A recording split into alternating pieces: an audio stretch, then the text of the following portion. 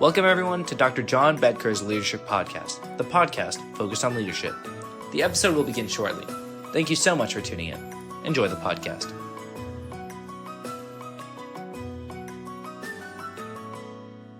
Welcome everyone. Thank you so much for tuning in to the Dr. John Bedker Leadership Podcast. I'm your host, John Bedker. Well, today we're going to look at the year 2025, a year in review. I'm going to pick a few of the episodes throughout the year.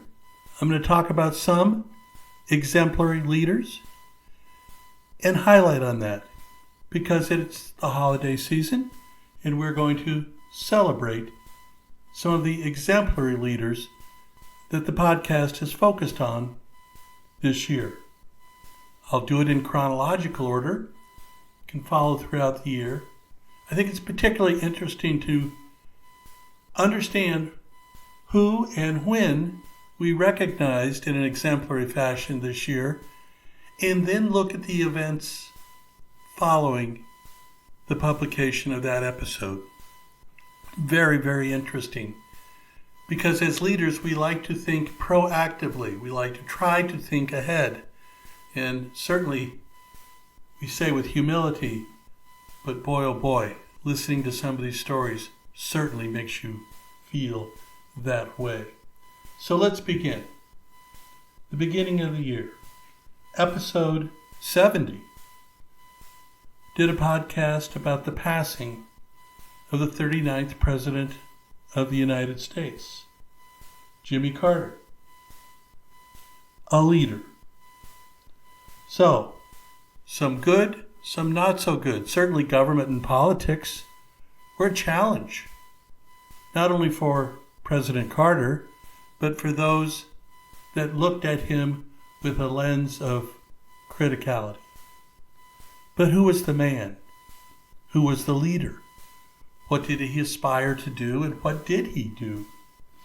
Well, this episode, episode 70, did that. Spoke about leadership, core values. Most importantly, how Jimmy Carter exemplified leadership by his fidelity to his core values. It's your commitment, my commitment, all of our commitment to core values, to help others, to help those in need, and to help those that you have been entrusted to lead. Jimmy Carter really was such a man. He came from humble beginnings. I made the point in the podcast that we'd likely consider an indoor toilet, running water, and electricity as basic necessities. Jimmy Carter didn't have those until later in his life. But that experience was formative for Jimmy Carter. He learned at a very young age that those that were a part of his community, his life, were more important than his trappings of life, more important than the voices of those that believed that status or position were more important. These aren't core values. His friends and his neighbors were black. His child rearing was by a black woman. Jimmy Carter loved and respected those in his life. They were his community. His leadership was truly about doing his very best to do the right thing. His core values were equality for all, equal justice under the law. He believed in people. He learned that these core values from a very young age were to hold him throughout his life. And so as we began the year 2025, I think this is a really important message to begin on, to talk about this exemplary leader who was challenged, who had many challenges, to be sure, but what he was steadfast about were his core values. Often referred to that he lived a life of the Beatitudes. Well, that's a pretty extraordinary bar, as I discussed in the episode. But for a leader, for Jimmy Carter, he truly led his life consistent with the Beatitudes. And so the year began. Let me go on to another episode. Episode 76. Cory Booker, Senator Cory Booker from New Jersey. He gave a speech lasting more than 25 hours, assailing the Trump administration. This speech eclipsed Strom Thurmond's filibuster of a civil rights bill back in 1957. He ended his speech at 8:05, 45 minutes after eclipsing the former Senator Thurmond, 24 hours, 18 minutes filibuster. He finished by quoting John Lewis, the civil rights hero and congressman. Mr. Booker said of Congressman Lewis, quote, "He said for us to go out and cause some good trouble, necessary trouble, to redeem the soul of our nation. I want you to redeem the dream. Let's be bold in America," so said Senator Cory Booker. Talking about the cheers that rang out after Senator Booker eclipsed the previous filibuster, Booker said this about Strom Thurmond: "To hate him is wrong. Maybe my ego got too caught up that if I stood here, maybe, just maybe, I could break this record of the man who tried to stop the rights upon which I stand," Mr. Booker said. "I'm not here, though, because of his speech. I'm here despite his speech. I'm here because, as powerful as he was, the people are more powerful." And so this episode was really pointed for all of us as leaders to recognize the people, those that we serve, those that we lead, are more important.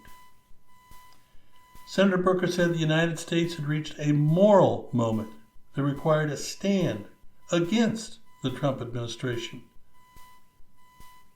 because, he said, "My voice is inadequate." More than 19 hours into his speech, he said, "My efforts are inadequate to stop what they're trying to do.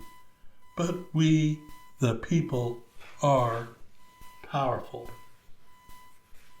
Okay, so there we have this incredible person stand up on the floor of the Senate for over a day to say, we must stand up. We must speak up and speak out.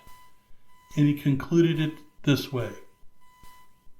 Senator Cory Booker: "This is not right or left. It is not right or wrong. This is not a partisan moment. It is a moral moment. Where do you stand?" So, folks, this leadership notion of the call to action, to do the right thing, this episode was all about that. Let's go on to episode 79. A real joy to work on, a real joy to research. It was about the selection of a new pope, Pope Leo XIV, to become head of the Catholic Church and the sovereign of the Vatican city-state. He was elected Pope in 2025 and was the successor to Pope Francis.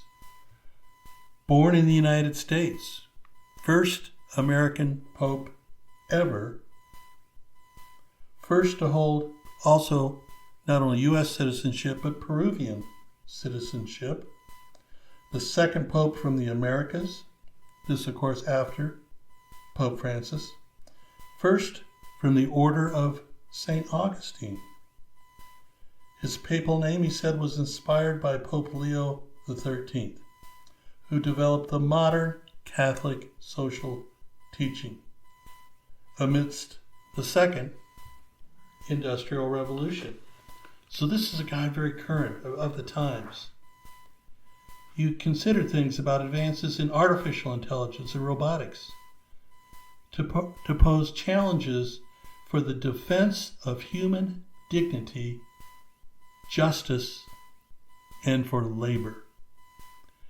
Now, this is a person you think of as a religious person, and certainly he is that very much. But at the core, about the new challenges for defense, for human dignity, for justice, and for labor, this is a leader for our times. What have we seen? This is one of those things I mentioned in the opening.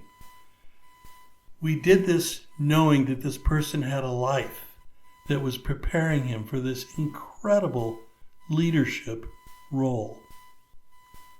Well, what has happened since that time, since we did this podcast? Holy cow. Speak up, speak out, have a voice of moral courage, of human dignity, of human rights, of peace. Topics like war, immigration. This Pope has spoken out, affirmative from a leadership point of view about each of these. Pretty incredible. We'll see how his papacy continues. Okay, let's go on to episode 80. Now, this episode was entitled Understanding Who You Are Leading. A little cerebral, a little heady, but that's important also for leaders, to be thoughtful, to really be thinkers, and to be critical thinkers. I began this episode with a quote from Bob Dylan: "The times, they are a-changin'." Well, they certainly are. They certainly have been. And they've changed even more since we released this episode, talking about turbulent times, chaos, instability, uncertainty, the unknown. Where are we heading? And as Dylan said, the times, they are a-changin'. So in this, I took the opportunity to talk about a person who had written a book that wouldn't perhaps jump off the shelves at you, but is really critical, I think, for leaders. It's called The Ideological Brain. And the book was written by a neuroscientist who has beliefs that really cause you to think, cause you to reflect. Her name is Lior Zimgrod. She's a scholar. She's an academic. She's excellent at both. She talks about fascism and communism to eco-activism, spiritual evangelism, ideological groups that offer absolute and utopian answers to societal troubles, strict rules for behavior, an in-group mentality through dedicated practices and symbols. These symbols exist across the spectrum of ideological persuasions. Such characteristics can emerge even when the ideology is guided by the sincerest intentions and noblest of ideals. And we see that all over today. And the leadership message was clearly, how can people, intelligent, thoughtful, capable, successful, be driven to these strict ideological areas with strict behaviors and consequences if you don't follow the fealty of that leader's thoughts exclusively. And what we're talking about, folks, are these turbulent times. Certainly the times under President Donald Trump, but other leaders headed to the right in their ideologies as well. And so Dr. Lior Zimgrid writes about this in her book, The Ideological Brain. They talk about all of these rigid and strict ideologies, how individuals, their minds convert, social doctrines control them, and they think that being governed by these carefully regimented and mental leaps that they have to make from what they know is truth, what they know is justice, what they know is right, but to say no and to show fealty to these out there ideas that are not linked to doing the right thing for others. And so this was a really important topic, one that's really been pervasive after we published this episode, because we see more and more of how this is occurring, taking place. Certainly most recently, the bombing of boats in the Caribbean without interdiction, without any sort of certainty of a crime being committed, of illegal actions being taken, rather summarily destroying them, killing them, and frankly being left with really only two choices. One, that the United States is at war, in which case these actions would be war crimes, or the more truthful answer, since we are not at war with Venezuela or any other Central or Latin American country, that we are committing murder. That's tragic. So that episode was particularly pointed and really going forward carried an incredible story. Moving on to episode 81. This was a joy to do. It was about Kareem Abdul-Jabbar and a commencement speech he gave at Harvard. He said his basketball and writing careers, which he's pursued after his retirement, were motivated by the same value. He said a commitment to justice and the fight against racism.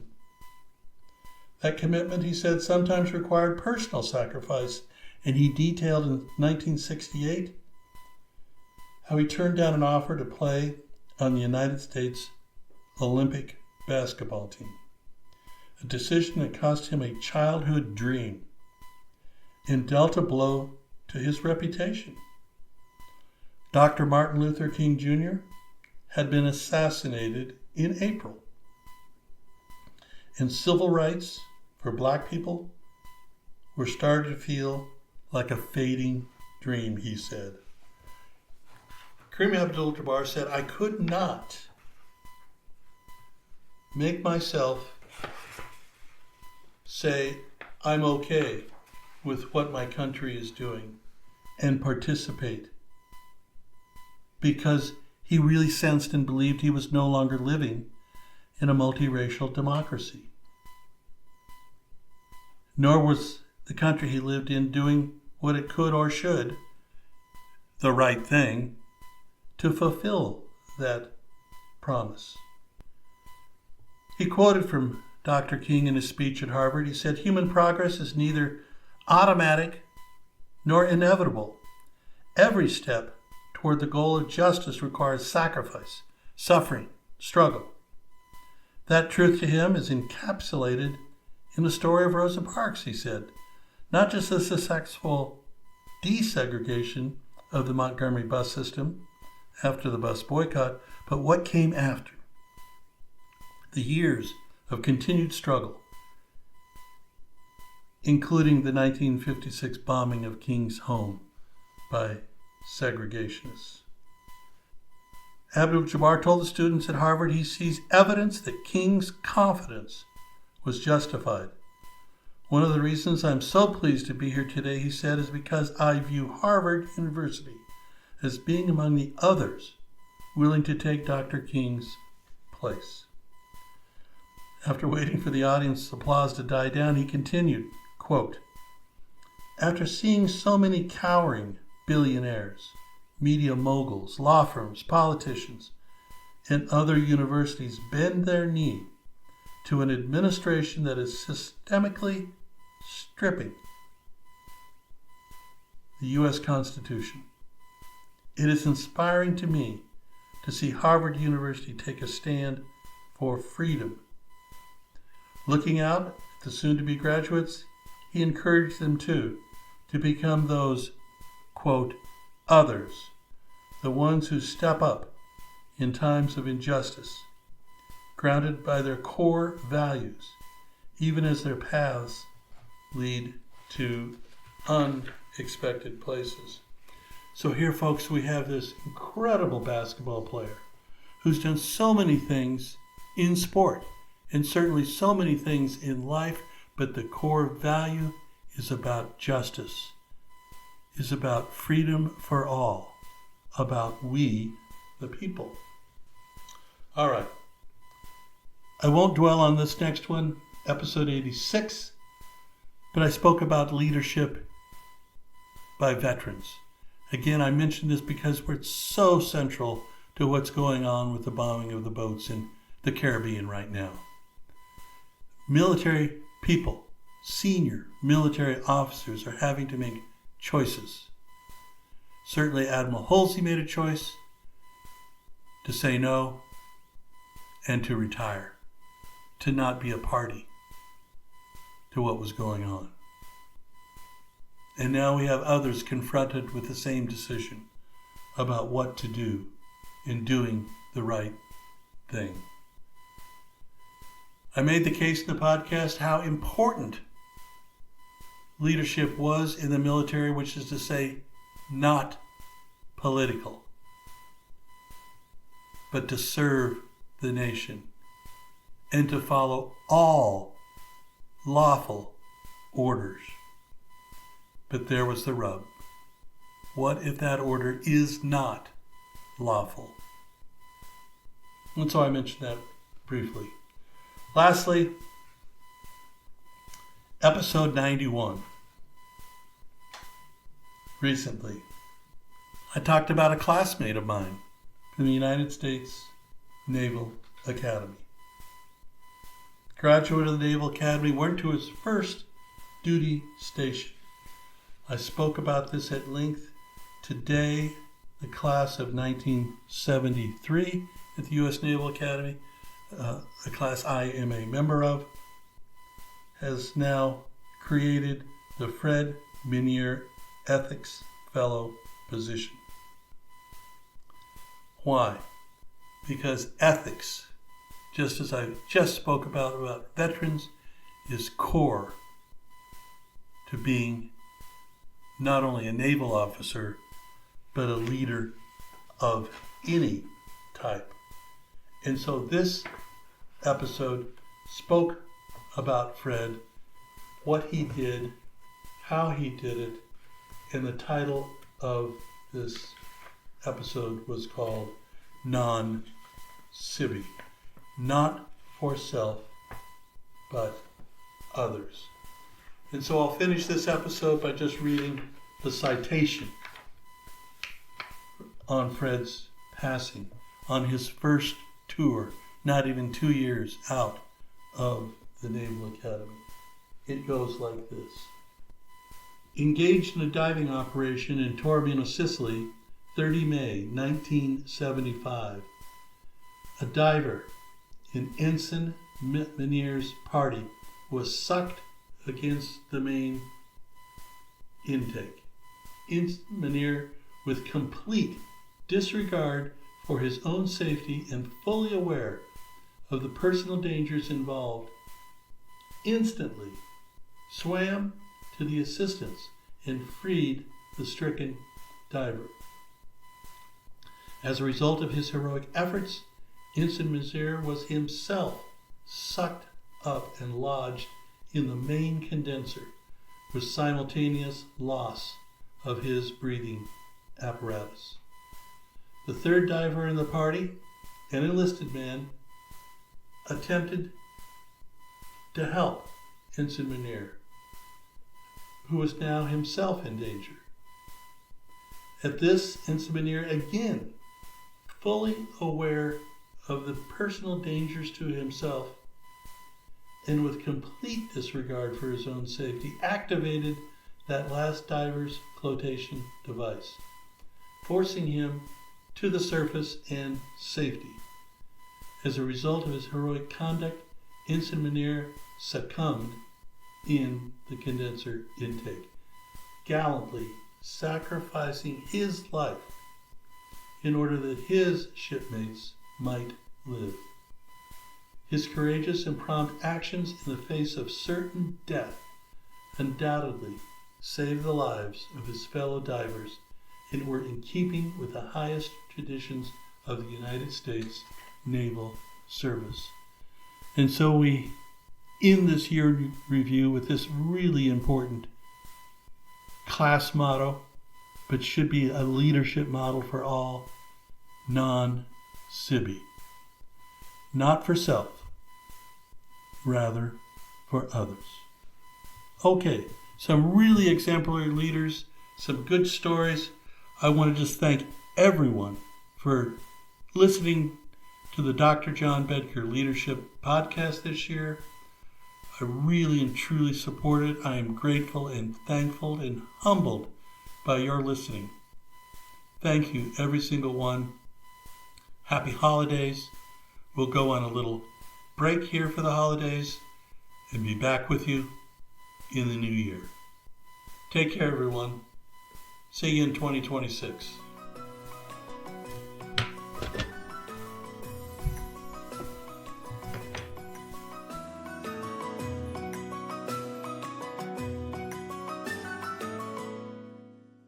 Thank you for tuning in to Dr. John Bedker's Leadership Podcast. We hope you enjoyed this episode. Please tell your friends, and, of course, please follow our podcast and subscribe. Thank you again for tuning in.